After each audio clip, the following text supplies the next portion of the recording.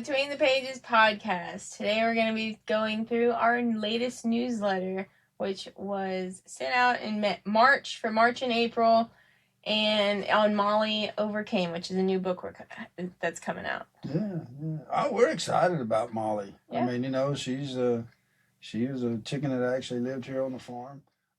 I'm Jimmy. This is Sarah. This is our podcast. Thank you for being here today. Yeah, Molly was.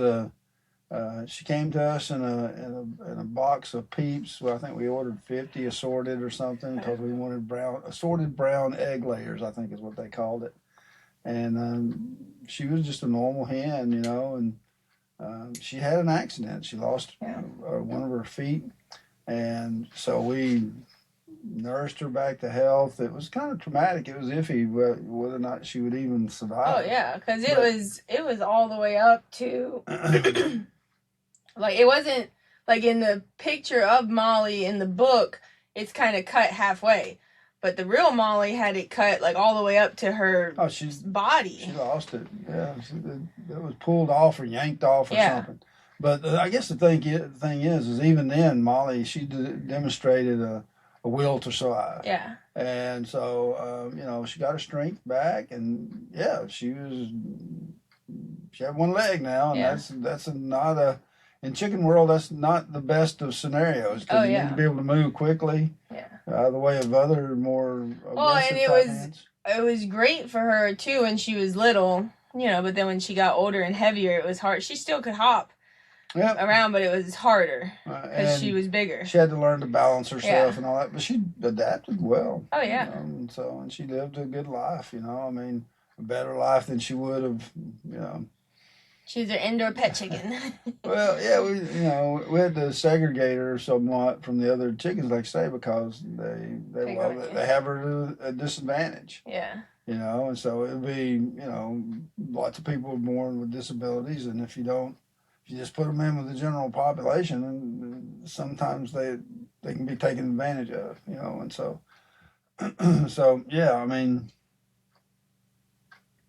she was a neat chicken. And so we thought, well, that would be a good story to write because our older grandchildren at the time were here, and they got to experience Molly, and they, you know, took turns taking care of her, and because it was a good life lesson for them. And so that's one of the aspects of the book is little E is, you know, somebody helped with her foot one time, and so now she's helping this chicken with its foot, and it's that kind of thing. It's a good story, and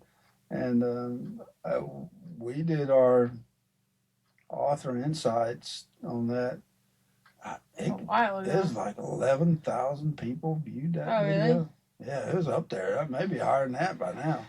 And so for all of you that are new, because back then I think probably we only had like 25. I mean, if you think about it. October 30th, we had 1,000. Yeah. And this morning we hit 70,000. Yeah. Really? October 30th, 1,000. Wow. Yeah. Just seems like it seems like it's, I don't know. And so I think we released the author insights for Molly in December.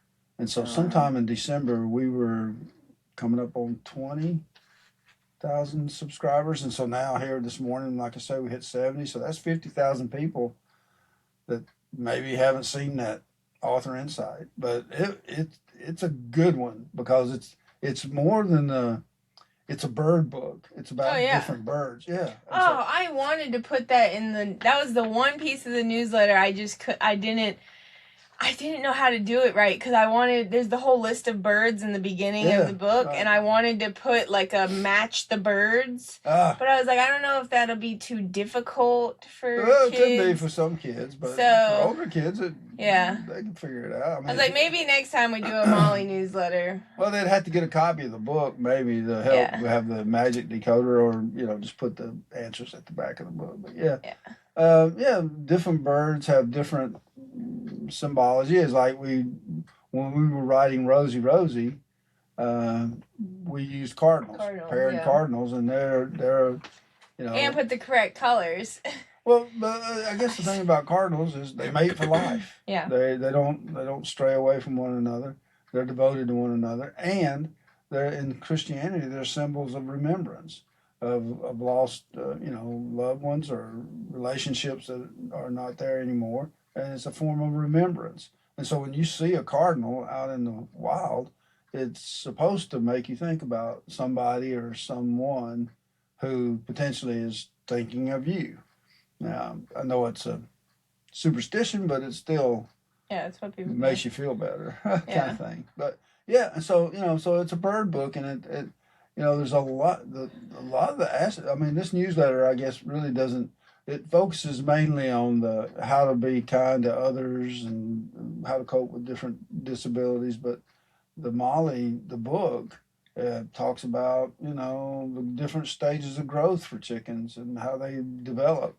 How they're a peep, and then then they become little bigger and full adults. Yeah. It talks about the economics of chickens. That you start them out on this type of feed, they get larger. You have a different type of feed.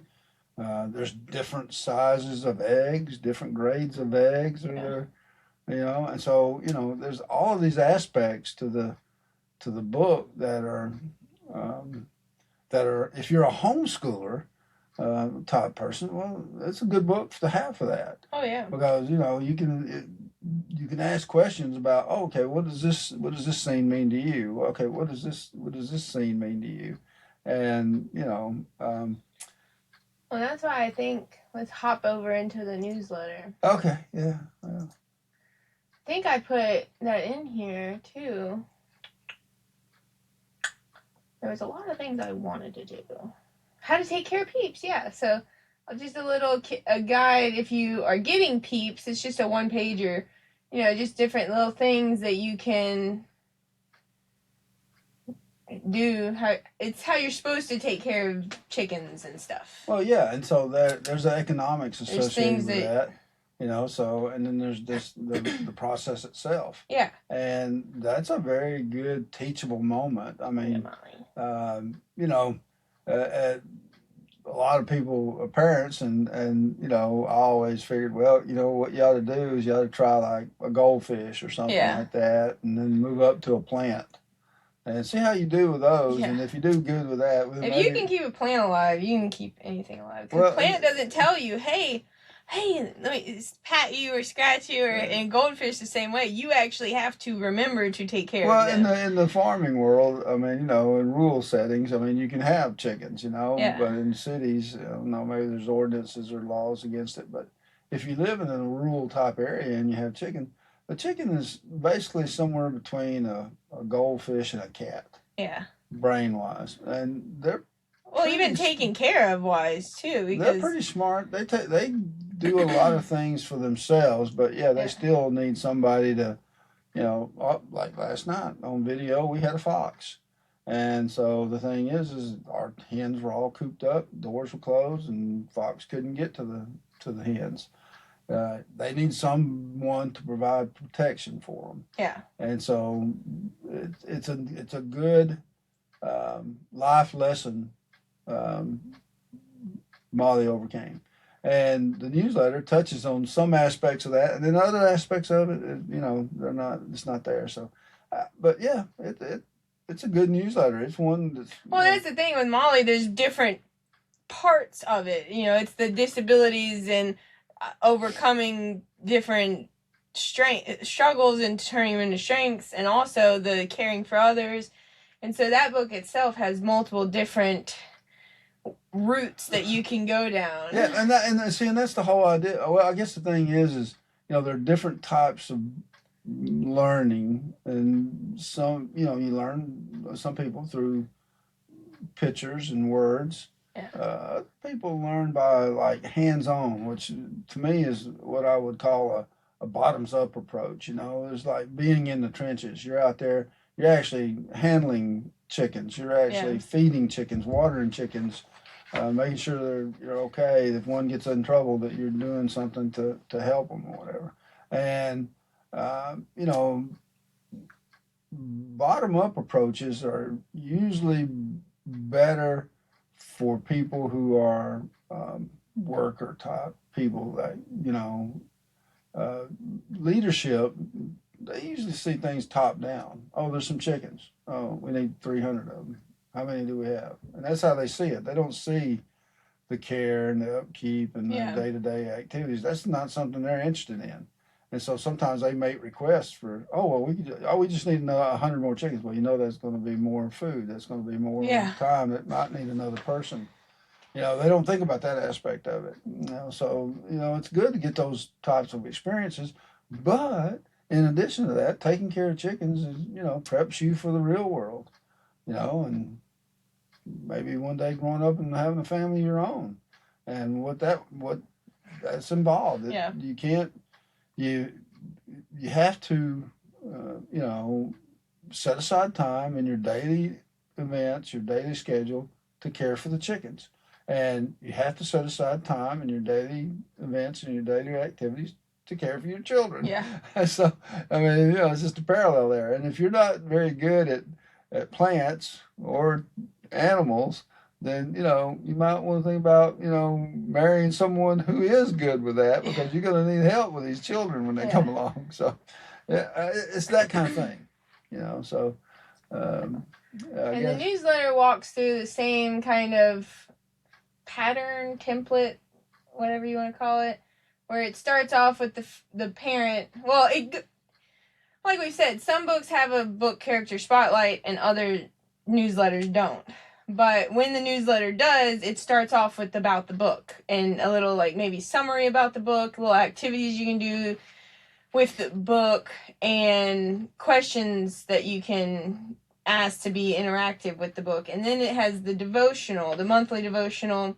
And so it's a little longer because it's for a month. Well, now it's 2 months, so you have 2 months to read it and go into it. And it has the parent devotional, and then it starts the kids newsletter, which has the fun facts about the book character spotlight for the month, and switching between different coloring pages, mazes, where I think I did all three in this one. The word searches, has the kids devotional, word search in this one, how to care for your peeps. That was kind of like a craft, I would say, an extra activity. Yeah. Or a recipe. Because some of them have recipes. This one didn't have any recipes, but it had the how to take care of your peeps, which we got from, I looked up this information. It is real information from how to take care of your peeps, not just my opinion. Well, you've taken care of your share of peeps, so I know. You ought to be kind of I know how to do it. And I read, the place that I got this information from was also where I read on how to take care of the peeps, and it is very good. I mean, and I don't know if I put it in here. If I didn't, I should have. But also the little piece about when you first get your hens, even just taking them very gently and touching their beak to the water, and while you're placing them in the brooder, because so then they know that's where I find the water, because sometimes they just don't know where it is, and they might not drink it right away because they can't find it, which you would think, oh, it's right there, they can find it, but that's not always the case. Well, one thing I've noticed too is if one chicken does it, another one's probably going to try to do it too. So if you get one that'll drink from it, the rest of them are going to go, "What's that?" And they're going to want some of it too. So. And I thought it was interesting. I saw this woman. She's a chicken farmer, and she has lots of chickens. And so some of the chickens make their own peeps. But when that happens, she goes and wrestles them down, gets all of them, the mom and the peeps, and puts them in a brooder.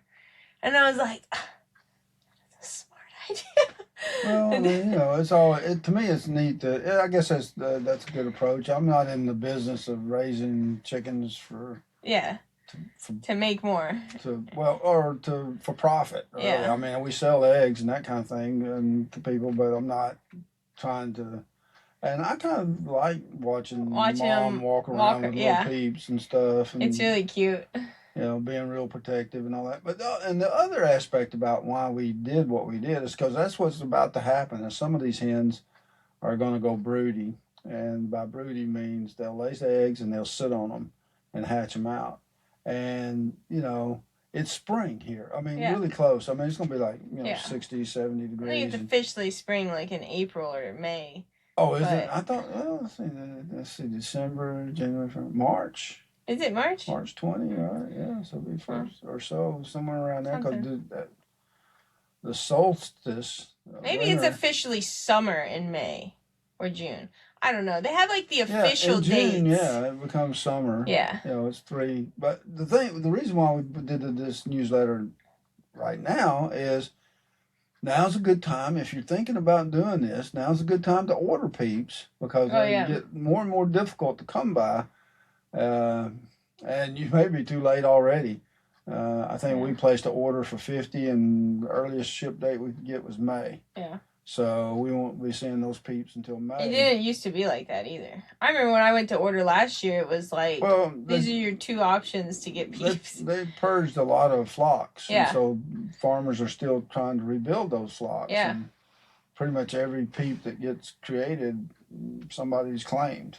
Yeah. I mean, like I said, we sell a lot of eggs and we pretty much stay sold out.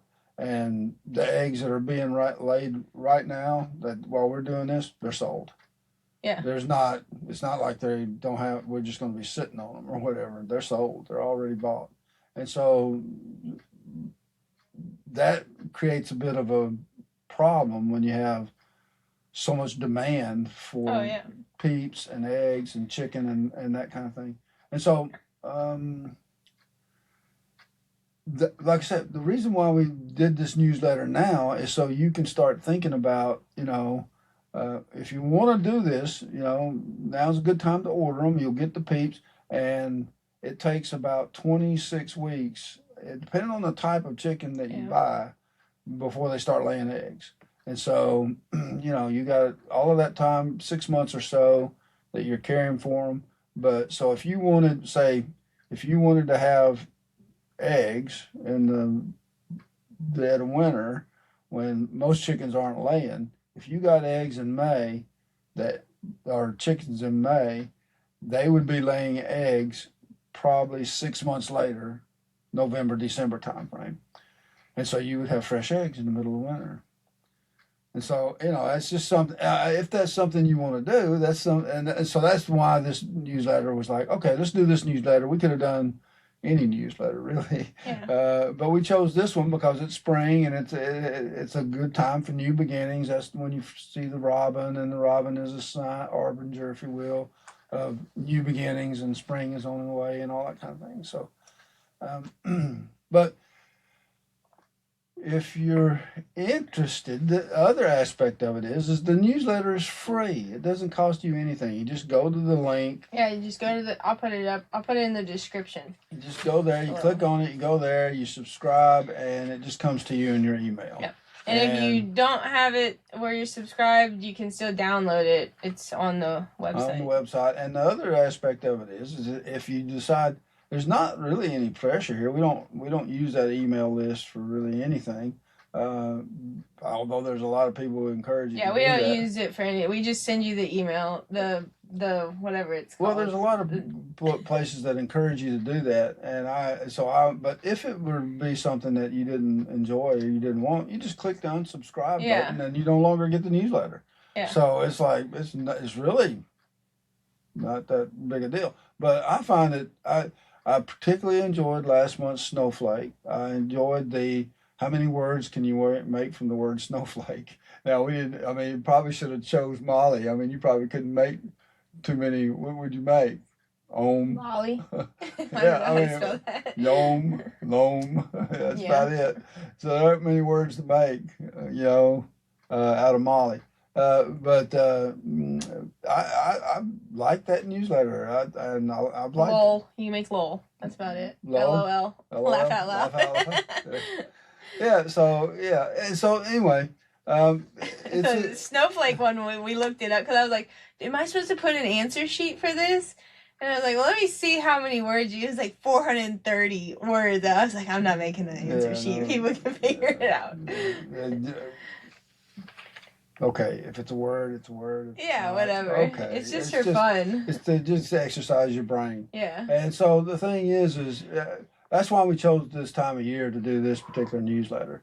And like I say, now's the time. Yeah, and not just the newsletter, our Fun Fridays, which are kind of different every Fun Friday. But this Fun Friday was actually this right here with the craft, which I can try not to show the answers in case you want to be surprised. But the answers are on the last page of the newsletter every time. But it was the craft, the overcome good with kindness feathers and on the chicken. So basically you just have the chicken, and I put up on Fun Friday, I put the chicken outline, and you can just print the stuff off if you're able to. That's the best way I can give it to you guys, is where you can print it off yourself.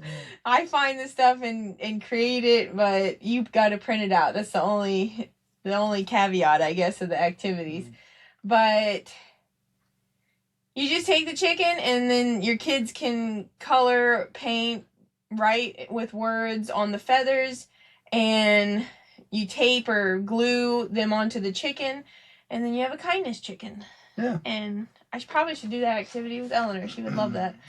Yeah, well, there's some people that really, they thrive off that type of activity. You know, especially young kids. They're still developing their mental capability. And that's why we try to have the newsletter, especially the parent side of the newsletter, is probably, so far it's always been the same, and it'll probably stay the same.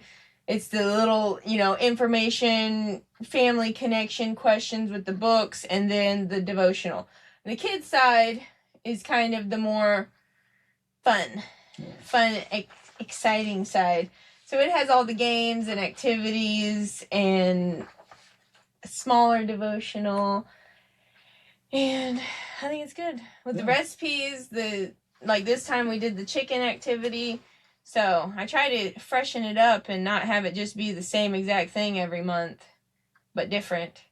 Try to actually have it be something fun. Well, I mean, I guess every other month. There's just something maybe to be said for that. But I mean, we got lots of new subscribers every month. Yeah. So they're seeing the newsletter that you put out for the first time. Oh yeah. So it's not old to them. Yeah. It's new to them. So yeah, I think the format's good. I think it's. You guys can. We're working on the next newsletter, so put in the comments below what you want to see, and maybe we'll add it in there. Yeah, maybe you want to see less of us. Yeah. We don't put us in the newsletter. No, we don't. But okay, so that's the other thing. Yeah, the only thing I would suggest is go watch the author insight, because, like I say, I mean, when we did that originally back in December, we were about 15,000 to 20,000. Now it's 70,000 this morning. That's another 50,000 subscribers in just a couple of months, and so. Yeah, and we'll be doing the Tammy Tuto, the Molly story seeds soon. This is the original Molly, by the way. This is what she looked like in our right after. I mean, this is once her like healed up, and she was like, "Okay, I'm gonna make it."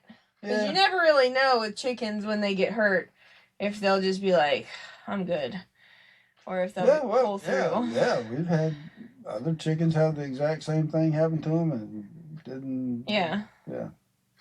Infection or fever. So she was a fighter from the beginning. Oh yeah. And she, like I say, she lived a good life. Yeah. And not the perfect life, but it was a good life, and it was better than no life, and so. A pampered life. Yeah. Oh, she was doted over every day. Somebody was checking on her and getting her and feeding her, wadding her, cleaning her up. So yeah. Got it. Well, that's all we have for you guys this time. So. Yeah. Go join the newsletter. We have so many more subscribers to the newsletter than when we started. I remember the very first newsletter. It was literally like everybody that I could text that was like, sure, add me. Yeah. And I'm like, Yeah, reluctant people. Okay, yeah, fine. what's Sarah doing now? Right, yeah. So, Well, you work through your warm market. Eventually, you have to go cold, and Yeah. people you don't know and whatnot. And Yeah. like I say, that's where we are now. So, if you're interested, subscribe. Yep. If you're not, okay. Yep. So, that's all we got for you this time. All right, like, subscribe, whatever. Thanks for joining us on this episode of the Between the Pages podcast. Don't forget to go and sign up for the newsletter. It's at yourskinny.com, and I'll put the link in the description. Like, subscribe, follow, and join us for more. Thank you very much.